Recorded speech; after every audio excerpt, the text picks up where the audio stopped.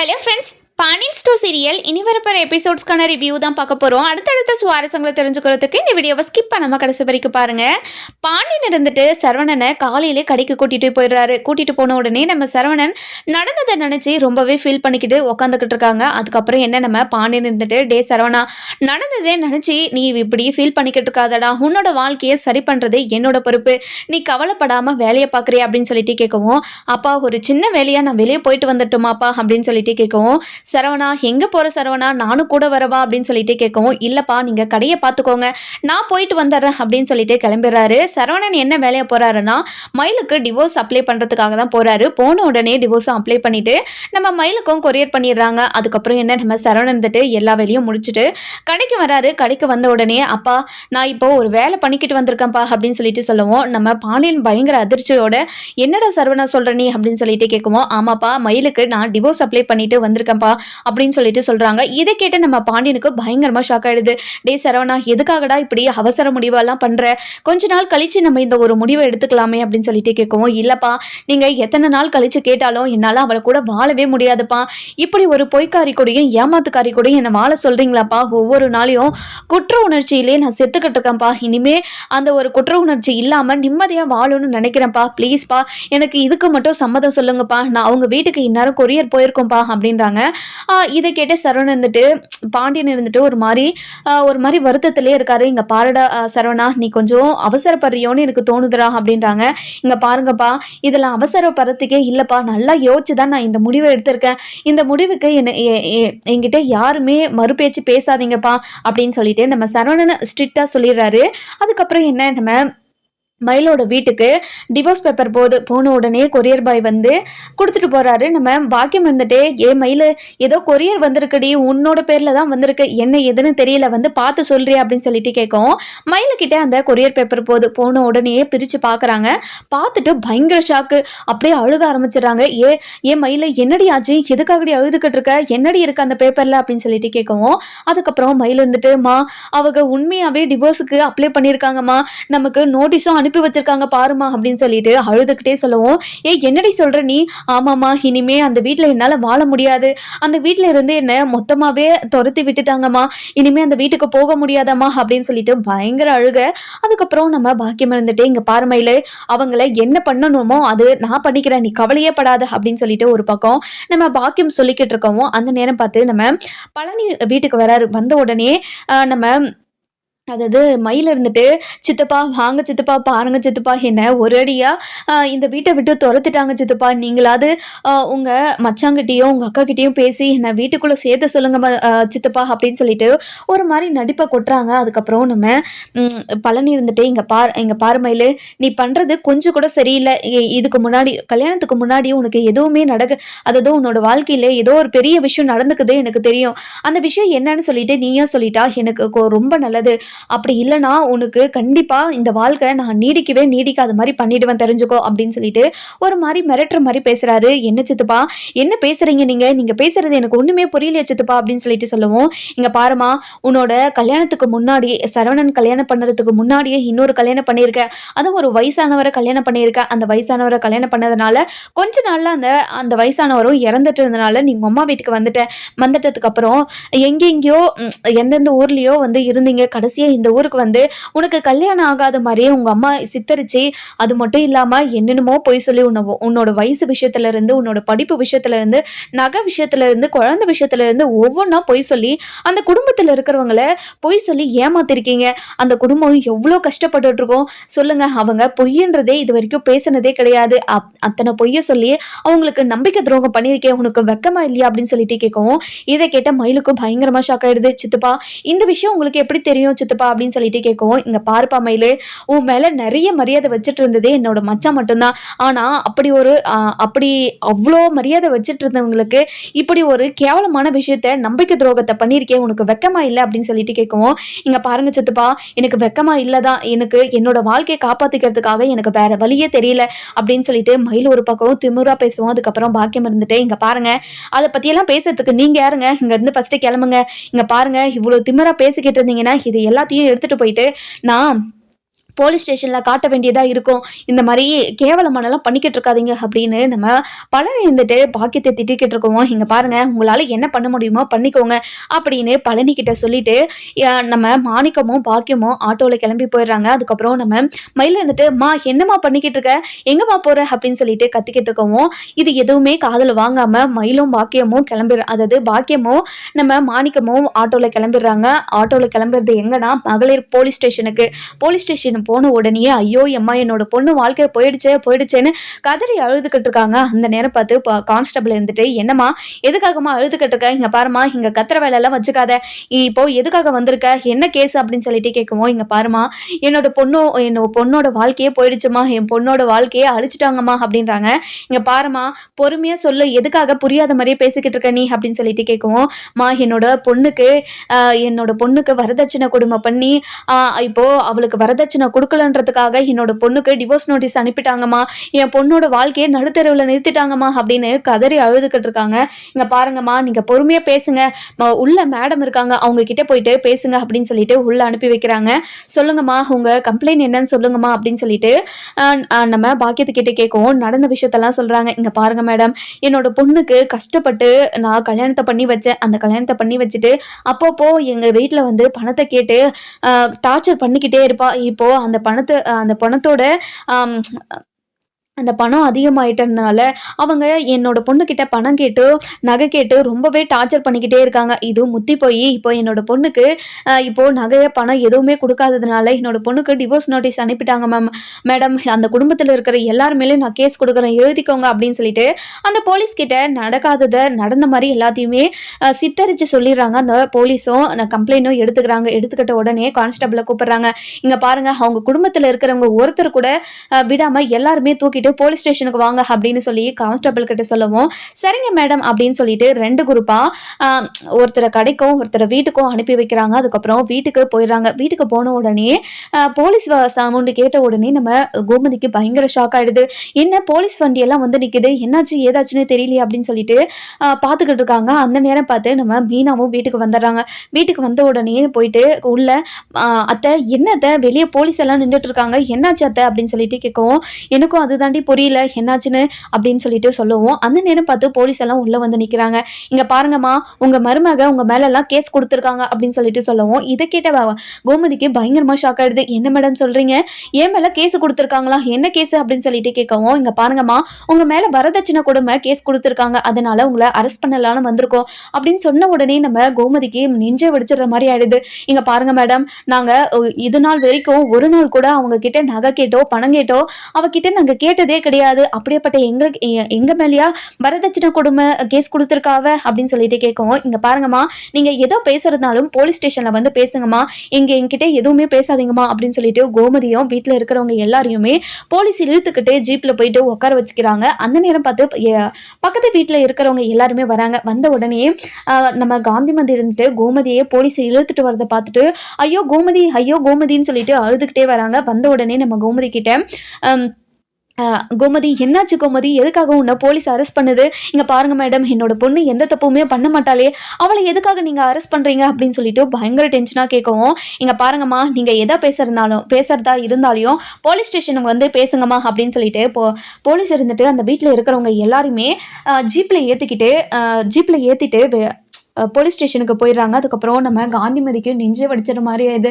ஐயோ கடவுளே, என்னோட பொண்ணு எதுக்காக இவங்க அரெஸ்ட் பண்ணி கூட்டிட்டு போறாங்க, இந்த குடும்பத்தில் வர என்ன நடக்குது ஏது நடக்குதுன்னே புரியல, என்னோட பொண்ணோட குடும்பத்துக்கு மட்டும் எதுக்காக இப்படி கஷ்டத்து மேலே கஷ்டம் கொடுத்துக்கிட்டே இருக்க கடவுளே அப்படின்னு சொல்லிட்டு கடவுள்கிட்ட வேண்டுறாங்க. அந்த நேரம் பார்த்து சக்தியில் இருந்துட்டு, இங்கே பாருங்கம்மா, நீங்கள் கவலையப்படாதீங்க அப்படின்னு, இங்கே பாருங்கம்மா, அந்த பரதேச குடும்பத்துக்கு இது தேவைதான் அப்படின்னு சக்திவேல் சொல்லவும், இங்கே பாருடா, நீ எதுவுமே பேசாமல் ஃபஸ்ட்டு அமைதியாக இருக்கிற வேலையை பாரு அப்படின்னு ஒரு பக்கம் நம்ம காந்திமதி இருந்துட்டு சக்திவேல் அடக்கவும், இன்னொரு பக்கம் பார்த்தீங்கன்னா நம்ம பாண்டியன் ஸ்டோர் கடைக்கு போலீஸ் போயிடுறாங்க. போன உடனே நம்ம பாண்டியன் இருந்துட்டு, சொல்லுங்க மேடம், உங்களுக்கு ஏதாச்சும் வேணுமா அப்படின்னு சொல்லிட்டு கேட்கவும், இங்க பாருங்க சார், நான் எதுவும் வாங்கறதுக்காக வரல, உங்களை அரெஸ்ட் பண்றதுக்காக வந்திருக்கேன். என்ன மேடம் சொல்றீங்க, நீங்க எங்களை எதுக்காக நீங்க அரெஸ்ட் பண்ணணும் அப்படின்னு சொல்லிட்டு கேட்கவும், இதை கேட்ட நம்ம பாண்டியன் அதாவது போலீஸ் இருந்துட்டு இங்கே பாருங்க உங்கள் மருமக உங்கள் மேலே வரதட்சணை கேஸ் கொடுத்துருக்காங்க, அதனால தான் உங்களை அரெஸ்ட் பண்ணலான்னு வந்திருக்கோம் அப்படின்னு சொன்ன உடனே நம்ம சரவணனுக்கு பயங்கர ஷாக். இங்கே பாருங்க மேடம்,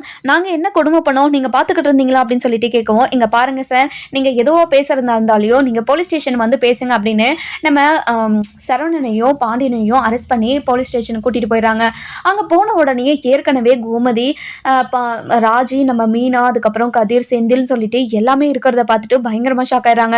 அதுக்கப்புறம் பாண்டியன் இருந்துட்டு, கோமதி என்னாச்சு கோமதி, எதுக்காக நம்மள அரெஸ்ட் பண்ணி கூட்டிட்டு வந்திருக்காங்க அப்படின்னு சொல்லிட்டு கேட்கவும், இங்க பாருங்க நீங்க கூட்டிட்டு வந்த மருமகள் தாங்க நம்ம அப்பப்போ நீங்க அவ்வளோ பார்த்து நல்ல மருமகன்னு சொல்லிக்கிட்டு இருந்தீங்களே, அவ எங்க கொண்டு வந்து நிறுத்திக்கிறான்னு பாத்தீங்களா, அதுவும் பொட்டப்புள்ள இந்த போலீஸ் ஸ்டேஷன் வருவாளா, இங்க பாருங்க எப்படி எந்த நிலைமைக்கு கொண்டு வந்து நிறுத்திக்கிறான்னு பாருங்க நீங்க பார்த்த பொண்ணு அப்படின்னு சொல்லிட்டு நம்ம பாண்டியனை பார்த்து கேட்கவும், நம்ம பாண்டியன் இருந்துட்டு, இங்கே பாரு கோமதி, ஏற்கனவே நான் ரொம்ப வருத்தத்தில் இருக்கேன், நீ மேலும் மேலும் என்னை அந்த வருத்தத்தை அதிகப்படுத்தாத, கொஞ்ச நேரம் அமைதியாக இரு கோமதி, நான் அவங்கக்கிட்ட என்னென்னு பேசுகிறேன் அப்படின்னு சொல்லிட்டு போலீஸ்கிட்ட போயிட்டு, இங்கே பாருங்கள் மேடம், எதுக்காக மேடம் எங்களை அரெஸ்ட் பண்ணிட்டு வந்திருக்கீங்க அப்படின்னு சொல்லிட்டு கேட்கவும், இங்கே பாருங்கள் சார், உங்ககிட்ட சொல்லி தானே அரெஸ்ட் பண்ணி கூட்டிகிட்டு வந்திருப்பாங்க, என்னென்னு சொல்லலைங்களா அப்படின்னு சொல்லிட்டு கான்ஸ்டபிளை கேட்கவும், சொல்லி தான் மேடம் கூட்டிகிட்டு வந்தோம் அப்படின்னு சொல்லிட்டு கான்ஸ்டபிள் சொல்லவும், இங்கே பாருங்கள் மேடம், என்னோட மருமக கிட்ட நாங்கள் எதுவுமே வரதட்சணை கொடுமைன்னு எதுவுமே பண்ணலை, அவங்க தான் எங்கள் குடும்பத்தில் பொய் சொல்லி கல்யாணம் பண்ணி வச்சுட்டாங்க, அந்த பொய்யெல்லாம் எங்களுக்கு தெரிஞ்சதுனால தான் அவங்க பொண்ணு அவங்க வீட்டுக்கு அனுப்பி வச்சிட்டோம், அந்த கோவத்தில் வந்து இந்த மாதிரி ஒரு பொய்யான கேஸை கொடுத்துருக்காங்க மேடம், அவங்க எங்கள் பையனுக்கு என்னென்னலாம் பொய் சொல்லி கல்யாணம் பண்ணி வச்சாங்கன்னு தெரியுங்களா மேடம், அவங்க வயசு விஷயத்துலேருந்து, படிப்பு விஷயத்துலேருந்து, நகை விஷயத்துலேருந்து, அது மட்டும் இல்லாமல் குழந்தை விஷயத்துலேருந்து ஒவ்வொரு விஷயத்துலையும் என் பையன்கிட்ட பொய் சொல்லி ஏமாற்றி அந்த பொய்யை மறைக்கிறதுக்காக ஒவ்வொரு நாளும் எங்ககிட்ட நடித்து ஏமாற்றி அவ்வளோ வேலையெல்லாம் பண்ணிக்கிருக்காங்க. அதெல்லாம் தெரிஞ்ச உடனே தான் இது வரைக்கும் எங்கள் குடும்பத்தில் இருக்கிற யாருமே இந்த மாதிரி வேலை பண்ணியிருக்கவே மாட்டாங்க, அந்த ஒரு ஏமாற்றத்தினால தான் அந்த பொண்ணை அவங்க வீட்டுக்கே அனுப்பி வச்சோம் மேடம், இது உண்மையாக பொய்யான்னு அவங்கக்கிட்டே கேளுங்க மேடம் அப்படின்னு சொல்லிட்டு சொல்லுவோம். ஐயோ ஐயோ ஐயோ ஐயோ ஐயோ, இவங்க எல்லாரும் பொய் சொல்கிறாங்க மேடம், என்னோட பொண்ணோட வயசு அந்த பையனோட 2 வயசு பெரியவன்னு அவங்களுக்கு தெரிஞ்சு தான் கல்யாணம் பண்ணிக்கிட்டாங்க, அது மட்டும் இல்லாமல் அவங்க என்னோட பொண்ணு 12th தான் படிச்சிருக்குன்னு அவங்களுக்கு முன்னாடியே தெரியும் மேடம், நாங்கள் முன்னாடியே சொல்லிட்டோம், அது மட்டும் இல்லாமல் எங்களால் 8 பவுன் நகை தான் போட முடியும்னு ஏற்கனவே சொல்லிட்டோம் மேடம், அது பத்தாமல் 80 பவுன் நகை வேணும்னு அவங்க தான் மேடம் கேட்டாங்க, அது மட்டும் இல்லாமல் குழந்தை விஷயத்தில் என்னோட பொண்ணு பொய்யே சொல்லலை மேடம், என்னோட பொண்ணுக்கே அது அதிர்ச்சியாக தான் இருந்துச்சு, ஃபஸ்ட்டு ப்ரெக்னன்சி டெஸ்ட்டில் எடுத்தும் போது 2 கோடு வந்துச்சு மேடம், கொஞ்ச நாள் கழித்து நாங்கள் ஸ்கேனுக்கு போகும்போது டாக்டர் இது ஃபால் ப்ரெக்னன்சின்னு சொல்லிட்டாங்க மேடம், இதுக்கு என்னோட பொண்ணு என்ன பண்ணுவாங்க சொல்லுங்க மேடம், என்னோட பொண்ணு மேலே தொட்டா குத்தம் கால்பட்டாவது குத்தம்னு சொல்லிட்டு என் பொண்ணு அவ்வளோ கொடுமைப்படுத்துகிறாங்க மேடம், ஒவ்வொரு நாளும் நகையும் பணமும் எடுத்துட்டு வான்னு சொல்லிட்டு என் பொண்ணுக்கிட்ட அவ்வளோ கஷ்டப்படுத்திக்கிறாங்க மேடம், என் பொண்ணு வந்து என்கிட்ட எப்படி அழுவான்னு தெரியுமா மேடம் அப்படின்னு வாய்க்கு வந்தபடியெல்லாம் கதையை அடிச்சு விட்டுட்டு இருக்காங்க. இதெல்லாம் கேட்ட கதிர் இருந்துட்டு, இங்கே பாருங்க நீங்கள் இப்படியெல்லாம் பொய் சொல்லக்கூடாது, இப்படி ஒரு ஆளை நாங்கள் பார்த்ததே கிடையாது, இங்கே பாருங்க நீங்கள் இந்த மாதிரி பொய் சொல்லிக்கிட்டே இருந்தீங்கன்னா எனக்கு பயங்கர கோவம் வந்துடும் தெரிஞ்சுக்கோங்க, இங்கே பாருங்க ஐயா, இங்க பாருங்க மேடம், நீங்க இருக்கிறப்ப எங்களை எப்படியெல்லாம் மிரட்டுறாங்கன்னு பாருங்க மேடம் அப்படின்னு சொல்லிட்டு சொல்லவும், அதுக்கப்புறம் என்ன, இங்கே பாருங்கள் மேடம், இவங்க சொல்கிறது எல்லாமே பொய், இவங்க சொல்கிறதெல்லாம் நம்பாதீங்க, இவங்க பொய் தான் சொன்னாங்க அப்படின்னு சொல்லிட்டு சொல்லவும், அதுக்கப்புறம் என்ன, இங்கே பாருங்கள் மேடம், இவங்க சொல்கிறதெல்லாம் நம்பாதீங்க மேடம், இவங்க வரதட்சணை கொடுமை பண்ணதெல்லாம் பொய்ன்னு நிரூபிக்கிறதுக்காக இவங்க உங்ககிட்ட பொய் மேலே பொய் சொல்லிக்கிட்டே இருக்காங்க மேடம், இவங்க சொல்கிறதெல்லாம் நம்பாதீங்க மேடம், இங்கே பாருங்கள் மேடம், பத்திரிக்கையிலும் பாடுங்க, இவங்களோட அதாவது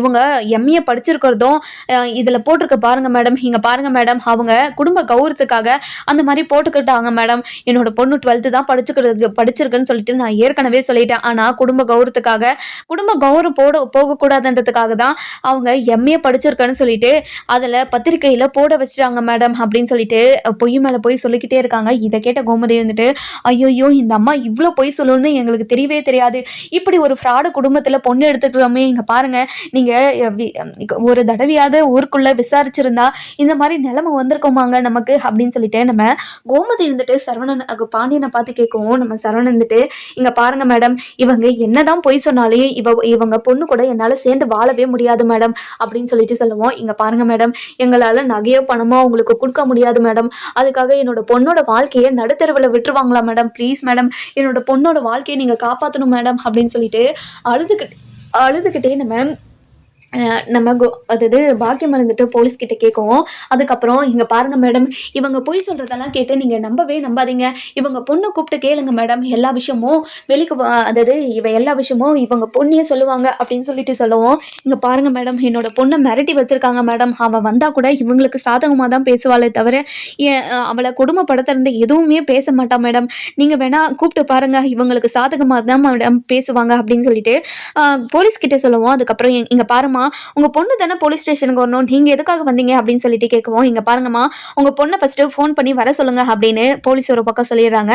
அதுக்கப்புறம் என்ன நம்ம அதாவது பாக்கியம் இருந்துட்டு வெளியில போயிடுறாங்க. வெளியே போக பாக்குறாங்க. அந்த நேரம் பார்த்து போலீஸ் இருந்துட்டு, இங்க பாருங்கம்மா, நீங்க இங்கே ஃபோன் பண்ணி வர சொல்லுங்க, எதுக்காக வெளியே போறீங்க, வெளியே போய் இப்படிதான் பொய் சொல்லியிருக்கேன், இந்த மாதிரி நீ வந்து நடிச்சிருன்னு சொல்ல போறீங்களா அப்படின்னு சொல்லிட்டு கேட்கவும், இங்க பாருங்க மேடம், நான் அப்படியெல்லாம் சொல்ல மாட்டேன் மேடம், உங்க முன்னாடியே பேசுறேன், நான் அவளை வர சொல்கிறேன், நீங்களே கேளுங்க அப்படின்னு சொல்லிட்டு நம்ம மயிலுக்கு கால் பண்ணுறாங்க. அதுக்கப்புறம் மயிலும் ஃபோனை எடுத்துறாங்க. சொல்லுமா அப்படின்னு சொல்லிட்டு கேட்கவும், ஏன் மயில், நான் மகளிர் போலீஸ் ஸ்டேஷனில் இருக்கண்டி அப்படின்றாங்க. எதுக்காகம்மா போலீஸ் ஸ்டேஷன்லாம் போயிருக்கணி அப்படின்னு சொல்லிட்டு கேட்கவும், இங்கே பாருடி, உன்னோட மாமியார் குடும்பத்து மேலே கம்ப்ளைண்ட் கொடுக்கறதுக்காக தாண்டி வந்தேன்.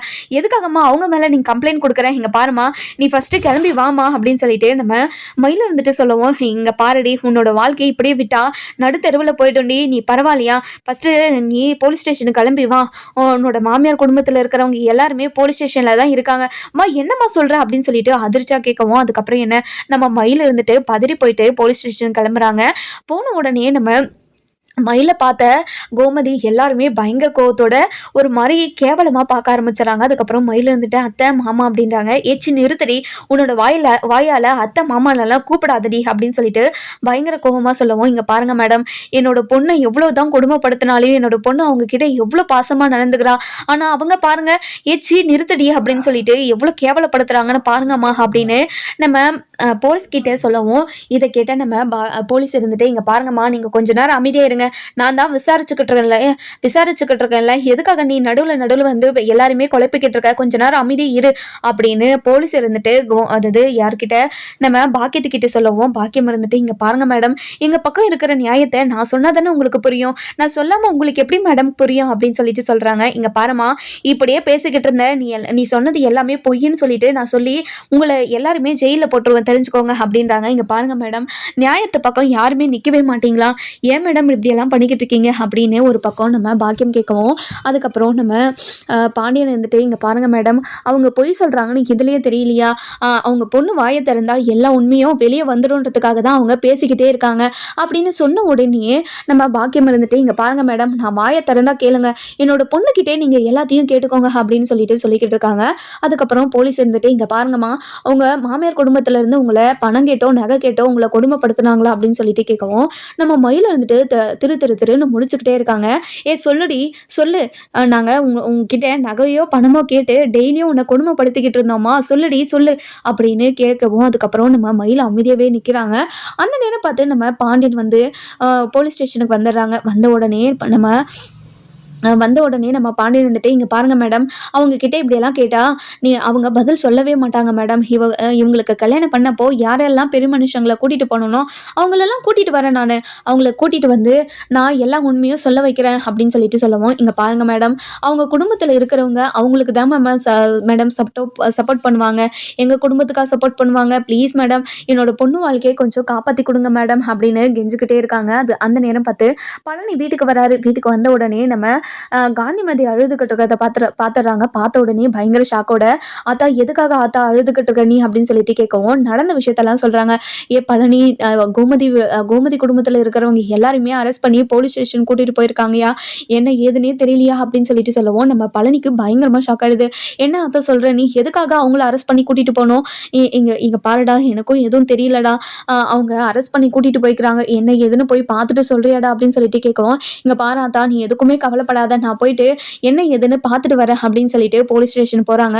போலீஸ் ஸ்டேஷன் போன உடனே நம்ம போலீஸ் இருந்துட்டு எல்லாருமே விசாரிச்சுக்கிட்டு இருக்கிறத பார்க்குறாங்க. பார்த்த உடனே உள்ளே போகிறாரு. உள்ளே போன உடனே நம்ம மயில்கிட்ட கேட்குறாங்க, இங்கே பாருங்கம்மா, உங்கள் மாமியாரும் உங்கள் மாமியார், உங்கள் புருஷன், உங்கள் மாமனார் இவங்க 3 பேரையும் உங்களை வரதட்சணை கேட்டு கொடுமைப்படுத்துகிறாங்களா இல்லையா அப்படின்னு சொல்லிட்டு கேட்டுட்டு இருக்காங்க. அதுக்கப்புறம் மயில் தன்னோட வாழ்க்கையை காப்பாற்றுறதுக்காக வழியே இல்லாமல் ஆமாங்க சார் அப்படின்னு சொல்லிடுறாங்க. இதை கேட்ட பழனிக்கு பயங்கர கோவம் வந்துடுது. கொஞ்சம் நிறுத்த மயில் அப்படின்னு சொல்லிட்டு கோவமாக சொல்லவும், இதெல்லாம் கேட்ட நம்ம போலீஸ் இருந்துட்டு நீங்கள் யார் அப்படின்னு சொல்லிட்டு கேட்கவும், இங்கே பாருங்க மேடம், இதோ என்னோட அக்கா குடும்பத்துல இருந்தா நான் வந்திருக்கேன். இங்க பாருங்க, இவங்க என்னென்னலாம் பொய் சொல்லியிருக்காங்க, என்ன இதெல்லாம் நான் உங்ககிட்ட சொல்றேன் மேடம். இவங்க கல்யாணத்துக்கு முன்னாடி, அதாவது என்னோட மாப்பிள்ளைய கல்யாணம் பண்ணுறதுக்கு முன்னாடியே இவங்க இன்னொரு கல்யாணம் பண்ணியிருக்காங்க. அதை எத்தனையோ ஊருக்கு போயிட்டு அவங்க அங்கே இருக்கிறவங்கெல்லாம் அங்கே இருக்கவங்க கிட்டலாம் கடன் வாங்கி அவங்க ஊராக பிழைக்கிறதுக்கு தான் இவங்க ஊராக பிழைக்கிறவங்க இவங்க.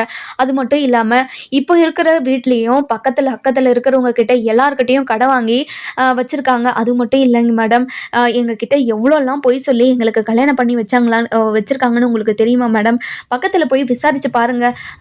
இப்போது 4-5 மாதமாக வீட்டு வாடகை கூட கொடுக்காம இருக்காங்க. அப்படி இருக்கிற போது இவங்க கல்யாணத்தை எப்படி பொய் சொல்லாமல் நடத்திருக்க முடியும்? இங்க பாருங்க மேடம், இவங்கள பொண்ணு பார்க்க போகும்போது என்னோட மாப்பிள்ளைக்கு நாங்க படிச்ச பொண்ணை தான் வேணும்னு சொன்னோம். அதுக்காக இவங்க 12th படிக்கிறன்ற விஷயத்தையே மறைச்சி எம்ஏ படிச்சிருக்கேன்னு சொல்லிட்டு பொய் சொன்னாங்க. அது மட்டும் இல்லை, என்னோட மாப்பிள்ளையோட 2 வயசு சின்னவங்கன்னு பொய் சொல்லி எங்ககிட்ட சொன்னாங்க. அந்த விஷயத்துல கூட விட்டுருங்க, இந்த விஷயத்த பொய் சொல்லி கல்யாணம் பண்ணியிருக்காங்க.